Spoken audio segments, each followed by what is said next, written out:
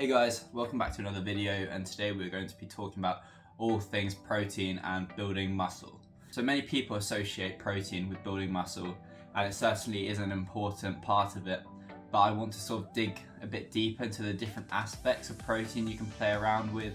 So when it comes to protein and building muscle, there's two things to consider when it comes to muscle protein balance, which is the net accumulation of protein in the muscle, and that is muscle protein synthesis and muscle protein degradation.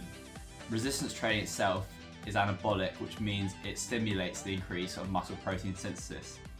However, we need the proteins and amino acids from food to allow our body to repair, remodel and build the skeletal muscle cells which have been damaged in response to exercise. So here's the kicker: resistance training actually breaks down muscle, because when you're working out in the gym, doing exercise, any kind of sport, your muscle fibers are like slowly tearing apart and you're actually getting weaker during your workout. And this is why the final set of the set of exercise you're doing is usually harder than the first set. However, the combination of resistance training and amino acids from protein will help stimulate muscle protein synthesis to a greater extent than the degradation that occurs during exercise and just through your day-to-day life when you're not stimulating any kind of muscle protein synthesis. And this results in a net gain of amino acids, which is why resistance training is considered to be anabolic. The other side of the equation is muscle protein breakdown, and whether you grow or lose muscle is dependent on the balance between muscle protein synthesis and muscle protein breakdown. Based off this, to continuously grow muscle, we need to continuously employ resistance training and complement that with a supply of amino acids so that the net protein balance within the muscles slowly increases. It also helps to be in a calorie surplus, so your body has the extra energy to expend when building muscle. If you're in a calorie deficit, it makes it a lot harder to build muscle because your body is trying to hold on to your energy reserves and doesn't want to be using any extra energy to build muscle. So what can you do to improve muscle protein synthesis? Well, the first comes down to daily protein intake. So depending on where you are in the world, so the FDA recommends 0.8 grams of protein per kilogram of body weight. In the UK, it's about 0.75 grams per kilo of body weight. And whilst I see this as a kind of minimum amount of protein just to kind of sustain healthy bodily function, I don't think it's optimal based off the literature to grow muscle, and instead I would opt for a range of between 1.6 to 2.4 grams per kilogram of body weight per day. The second tip for improving muscle protein synthesis by manipulating protein intake is meal frequency. Every time you eat protein, you stimulate muscle protein synthesis, and you want to kind of be able to stimulate this multiple times during the day. 3 to 5 times per day with sort of 3 to 5 hours between meals is generally a good recommendation. Any less than that, and you're probably not stimulating muscle protein synthesis to get as much benefit as you could. And if you do any more than 5 meals, you're probably not getting any additional benefit either.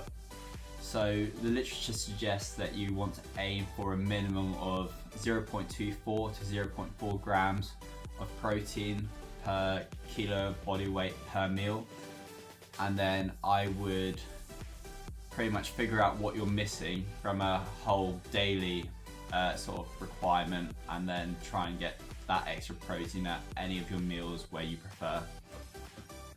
And my third tip focuses on this one special amino acid called leucine. So most people have heard about this sort of like post-exercise window, when as soon as you finish your exercise you kind of should be getting some protein in you to help kickstart the muscle recovery process. Usually they say this is between sort of like 30 to 120 minutes. In reality, it appears that this window is a lot larger, with the body being primed for nutrient uptake sort of up to 24 hours post-exercise. Now, by getting enough leucine in sufficient quantity, this really helps kickstart the muscle recovery process, because leucine has the unique ability to signal for the construction of new proteins. For this reason, eating a post-workout meal with a strong amino acid profile and high amount of leucine would be beneficial. Usually the figure sort of cited is around 2.5 grams of leucine you want to aim for, And when you take something like whey protein, where the serving size is usually around 25 grams and whey protein is about 10% leucine, then you can see by having a scoop of whey protein post-workout, you are hitting this sort of like leucine threshold. There are other foods which are also high in leucine, such as pork, chicken, tuna, cottage cheese, although you'd have to eat greater amounts of these foods to achieve the same leucine content. So to summarize, when it comes to protein and building muscle, here are the main considerations I would take into account. First is daily protein intake. Try to get a minimum of 1.6 to 2.4 grams of protein per kilogram of body weight per day, and sort of a minimum between 0.24 to 0.4 grams of protein per kilo of body weight per meal. If you're older, then your body is a bit less responsive to the signals from protein, so you may require a higher amount of protein to kind of reach the threshold to stimulate a good amount of muscle protein synthesis. So tip number 2 is meal frequency. Aim for 3 to 5 meals per day with sort of 3 to 5 hours between meals. And tip number 3 is protein quality. Eat foods with a strong amino acid profile and preferably a high amount of leucine. Foods with a diverse amino acid profile will help maximize muscle protein synthesis, as will foods high in leucine such as whey protein. So thanks for watching, guys. If you found this video informative, please be sure to like, comment below what you enjoyed from this video, what you want to see, and please do subscribe and share with anyone you think will find useful. Thanks for watching, guys. I will see you in the next video.